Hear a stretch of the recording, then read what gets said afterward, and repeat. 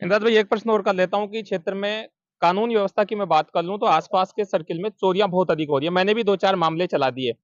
और एक बार जब मैं इंटरव्यू आपसे कर रहा था तो आप बता भी रहे थे कि वर्तमान विधायक है, उसका काम है कि किस प्रकार की व्यवस्थाएं देखेंगे।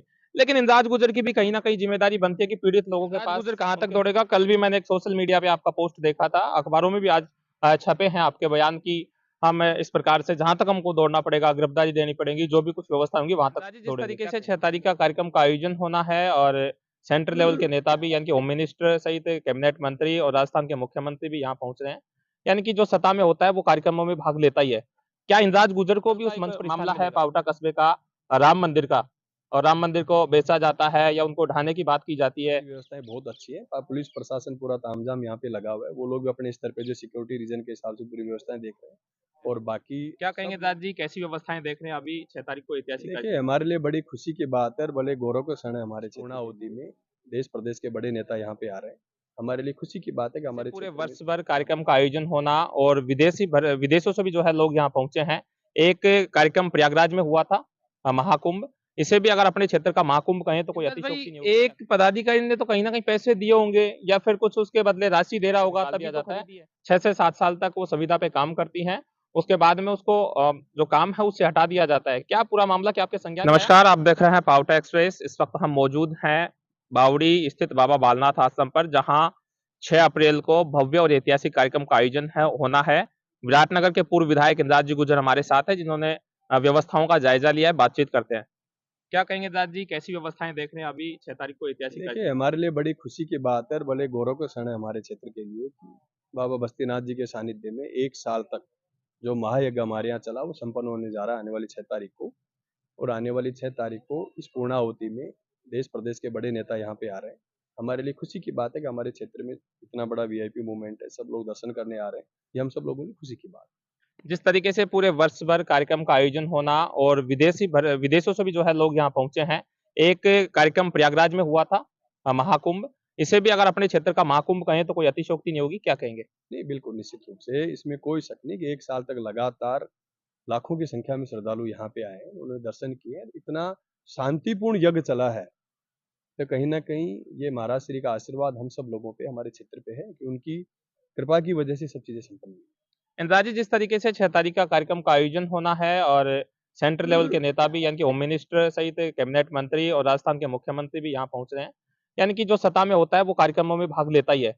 क्या इंद्राज गुजर को भी उस मंच पर स्थान मिलेगा? देखिए, मन से हम लोगों का नहीं है, हम लोग तो सेवादार रहेंगे उस दिन।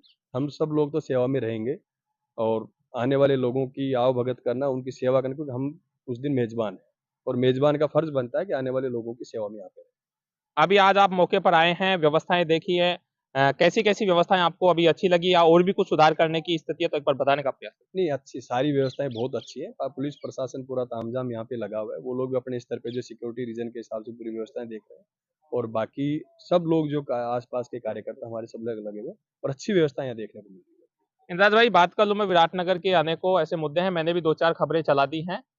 लेकिन उन जो खबरें हमने चलाई है, मुद्दे वो दिखाए हैं, उन पे भी पूर्ण रूप से है या वर्तमान जो प्रशासनिक लोग हैं वो अमली जामा नहीं पहना पा रहे। क्या कहेंगे? जैसे अभी हाल ही का कल का एक मामला है पावटा कस्बे का राम मंदिर का, और राम मंदिर को बेचा जाता है या उनको ढाने की बात की जाती है।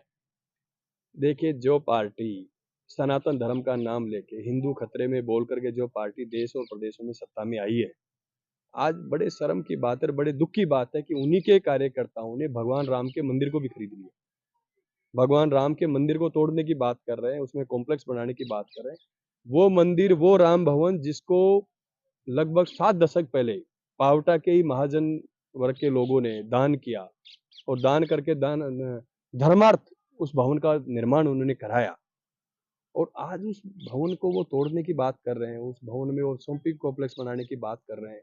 ये बात बिल्कुल ही अच्छी बात नहीं है हमारे क्षेत्र के लिए, कि जो पार्टी देश में सनातन की बात करती है, हिंदू खतरे की बात करती है, छोटी छोटी बातों पे जो हिंदू धर्म को खतरे में लेने के लिए आंदोलन करते हैं जो लोग, और आज वही लोग राम मंदिर को खरीद रहे हैं, वही लोग राम मंदिर को तोड़ने की बात कर रहे हैं, वही लोग राम भवन को तोड़ने की बात कर रहे हैं।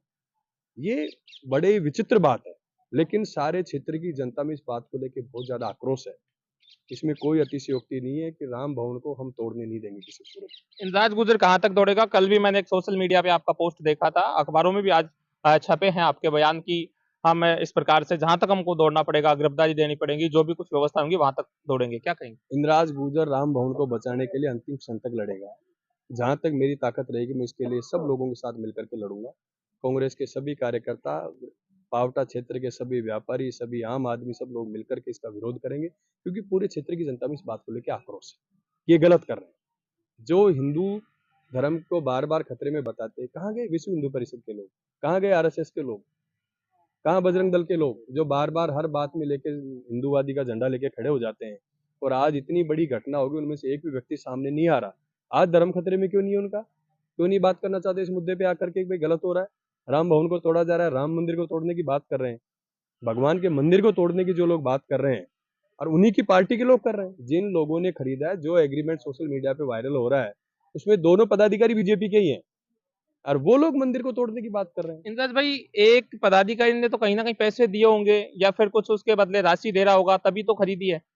मैं वही कह रहा हूँ, तो भारतीय जनता पार्टी के लोग ही अगर राम मंदिर को खरीद रहे हैं और राम भवन को तोड़ने की बात कर रहे हैं, तो इनकी कथनी और करनी में फर्क है। ये सिर्फ सत्ता हासिल करने के लिए सनातन की बात करते हैं, सत्ता हासिल करने के लिए हिंदू धर्म की बात करते हैं, और वही लोग आज जिस भगवान को हम लोग मानते हैं उस मंदिर को तोड़ने की बात कर रहे हैं। इंद्रज भाई, एक प्रश्न और कर लेता हूँ कि क्षेत्र में कानून व्यवस्था की मैं बात कर लूं तो आसपास के सर्किल में चोरियां बहुत अधिक हो रही है। मैंने भी दो चार मामले चला दिए, और एक बार जब मैं इंटरव्यू आपसे कर रहा था तो आप बता भी रहे थे कि वर्तमान विधायक है, उसका काम है कि किस प्रकार की व्यवस्थाएं देखेंगे। लेकिन इंद्राज गुर्जर की भी कहीं ना कहीं जिम्मेदारी बनती है कि पीड़ित लोगों के पास उनके दुख दर्द सुनने पहुंचे, क्या कहेंगे? बिल्कुल सही बात कही आपने कि क्षेत्र में चोरियों का लगातार ग्राफ बढ़ रहा है। पिछले दिनों पावटा में एक व्यापारी के वहां डकैती चोरी हुई, फिर उसके बाद प्रागपुरा में व्यापारी की चोरी, खेलना में बकरियां चोरी हुई, दो तीन जगह और भी बकरियों की चोरियां हुई है। मैं आपको ध्यान होगा, पावटा के व्यापारी से भी सत्ता पक्ष के लोग कभी मिलने नहीं गए, मैं मिलने गया उनसे। मैंने जाके वहाँ संबंधित अधिकारियों से, पुलिस अधिकारियों से बात की। प्रागपुरा में जब घटना हुई उसके बाद ही मैं उनके घर गया। उनके घर जाके मैंने आईजी को वहीं से मौके से फोन किया, और उसका परिणाम भी आया कि पुलिस ने फिर तत्परता से काम करके उन चोरियों को खोलने का काम भी किया। एक चोरी का खुलासा भी किया है। नहीं, लगभग दोनों चोरियां खोल दी, पावटा और प्रागपुरा दोनों चोरियां खुली हैं। खेलना की बकरियां चोरी भी हुई है, अभी मुझे ध्यान है, लेकिन मैं पिछले 10 दिन से लगातार बीमार था, आपको ध्यान है। मैं भी वायरल से पीड़ित था, इसलिए जा नहीं सका। लेकिन लगातार मैं पुलिस अधिकारियों से मैंने बात की, इस चोरी, लेकिन ये सत्ता पक्ष की जिम्मेदारी बनती है। सत्ता पक्ष की जिम्मेदारी कहीं ना कहीं हम लोगों से कई गुना ज्यादा बनती है। हम लोग तो सिर्फ विरोध कर सकते हैं, प्रदर्शन कर सकते हैं, अपनी बात रख सकते हैं, लेकिन सत्ता पक्ष की जिम्मेदारी बनती है कि वो अधिकारियों से बात करके इनको टाइट करके इन चोरियों पे लगाम लगाने का काम करे, अपराध को कंट्रोल करने का काम करे। इंद्रज भाई, एक और आपका विधानसभा क्षेत्र का मुद्दा पिछले 2-3 दिन पहले उठा था। एक दलित महिला को जो है नौकरी से निकाल दिया जाता है। 6 से 7 साल तक वो संविदा पे काम करती हैं, उसके बाद में उसको जो काम है उससे हटा दिया जाता है। क्या पूरा मामला क्या आपके संज्ञान में आया? बिल्कुल मेरी बात हुई, मैं बता रहा हूँ, पिछले 8-10 दिन से मेरी तबीयत ठीक नहीं थी, लेकिन फ़ोन पे मेरी लगातार बात हुई उन लोगों से कि एक महिला है, कोई कविता राजौरिया शायद इस नाम से है वो लड़की, और वो मेरे समय में भी थी। मेरे से पहले से लगी हुई थी, मेरे समय में भी लगी हुई थी 5 साल तक, कभी कोई मैंने डिस्टर्ब नहीं किया किसी बात को। लेकिन जिस तरीके से उसके साथ जो घटना हुई है वो निंदनीय घटना है। डेमोक्रेसी है, डेमोक्रेसी में अधिकारियों को, जनप्रतिनिधियों को इतनी छूट नहीं देनी चाहिए कि वो मनमर्जी करें, या मनमर्जी करके जनता को परेशान करने का काम करें। हम लोग जनता के चुने हुए जनप्रतिनिधि, जनता के सम्मान के लिए हम लोग जीते हैं, जनता के मान सम्मान की रक्षा की शपथ लेकर के हम लोग चुनाव लड़ते हैं। और फिर अगर हम उस चीज को भूल जाते हैं, तो ये हम लोगों के लिए अच्छी बात है। डेमोक्रेटिक सिस्टम ये अच्छी बात नहीं है। जो भी अधिकारी गलत करे उस पर कार्रवाई करनी चाहिए। अधिकारी निरंकुश नहीं होना चाहिए, अधिकारी जनता पे हावी नहीं होना चाहिए। जनता अधिकारी पे अगर हावी रहेगी, वही डेमोक्रेटिक सिस्टम है।